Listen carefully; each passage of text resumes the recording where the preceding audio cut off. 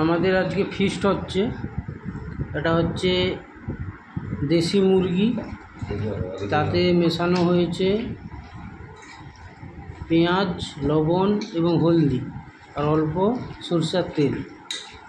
আর ওদিকে কুচানো হয়ে আছে কি পেঁয়াজ, কাঁচা লঙ্কা আর হচ্ছে টমেটো। তার সঙ্গে যে উপকরণগুলো দেওয়া হবে সেগুলো হচ্ছে লবণ, হলদি, আচ্ছা এবারে চিকেন মশলা, সানরাইজ পিওর গরম মশলা, জিঞ্জার গার্লিক পেস্ট। কারণ আমাদের হচ্ছে ওই নেই, শিলনোড়া নেই, এই জন্য পেস্ট ব্যবহার করতে হচ্ছে। সেই পুরানো রাঁধুনি, সেই টেস্ট, তবে রিচ কম হবে।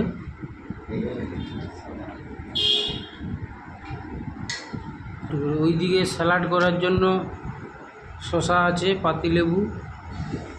আমাদের মেনু হচ্ছে গিয়ে রুমালি রুটি আর চিকেন, নর্মাল চিকেন, কোনো আলাদা প্রসেসে নয়।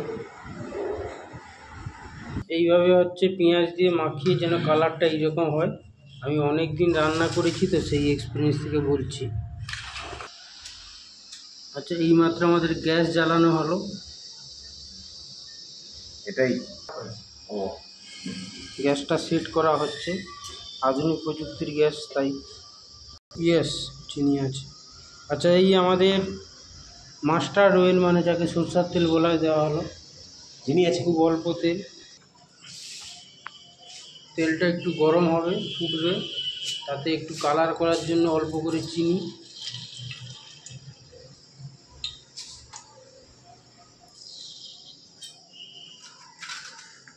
এইবার দেওয়া হলে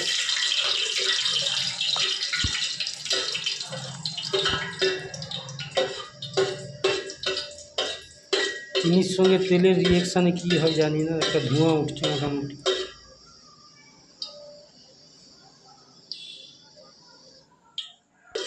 এইবার দেওয়া কি দিবেন, এইবার দেওয়া হলো পেঁয়াজ, কুচি কুচি করে কাটা পেঁয়াজ, কাঁচা লঙ্কা, পেঁয়াজ। ওটাকে একটু নাড়ানো হবে আশা করি না, আমি জানি। হ্যাঁ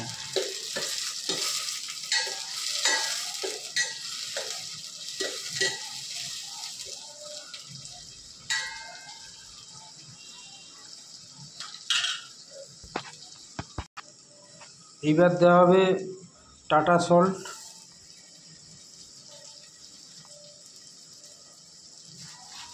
এই নুনটাই পরিমাণ মতো দিতে হবে, নাহলে টেস্ট।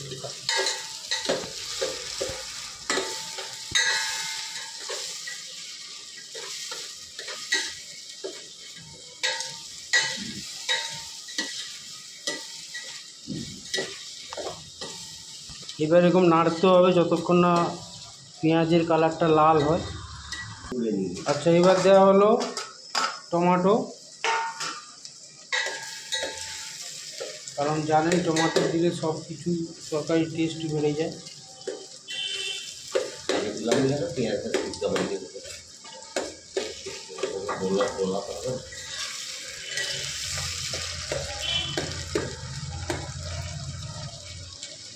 আচ্ছা এবার দেওয়া হচ্ছে এটা আরেকটা নিতে হয়, এটা হচ্ছে ওই যে গার্লিক পেস্ট, মানে 700 মাংস না, এটা হচ্ছে আদা রসুনের একটা পেস্ট। আমরা কম করেই দিচ্ছি কারণ আমরা রিচ করতে চাইছি না। ঘরে দিয়েছি না,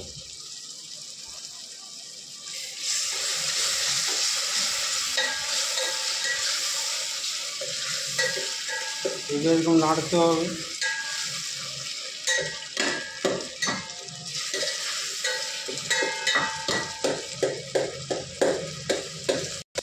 এবার দেওয়া হচ্ছে শুকনো লঙ্কা, অল্প দিবেন, উই ডোন্ট লাইক ঝাল। ঝাল হবে।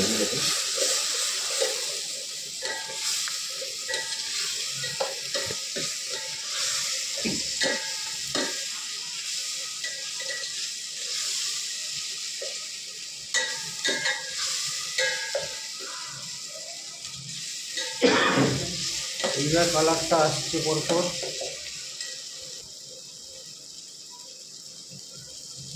এবার দেওয়া হলো হলুদ গুঁড়ো,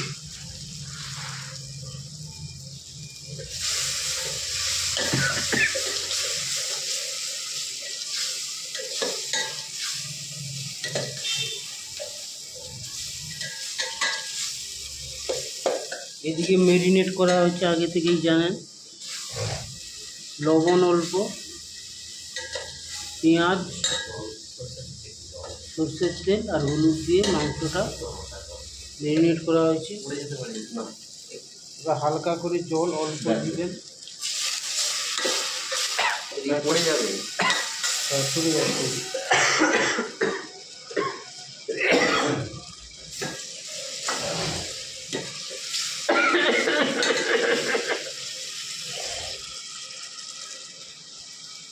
এই পেস্ট হয়ে গেছে, এবার মাংস ঢেলে দেওয়া হলো।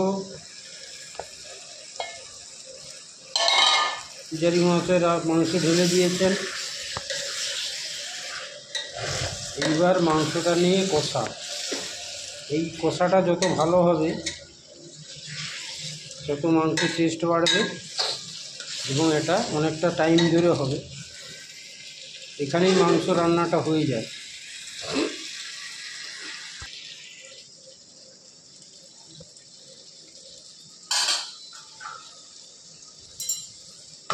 এইবার এই ঢাকা দেওয়া হয়ে গেল।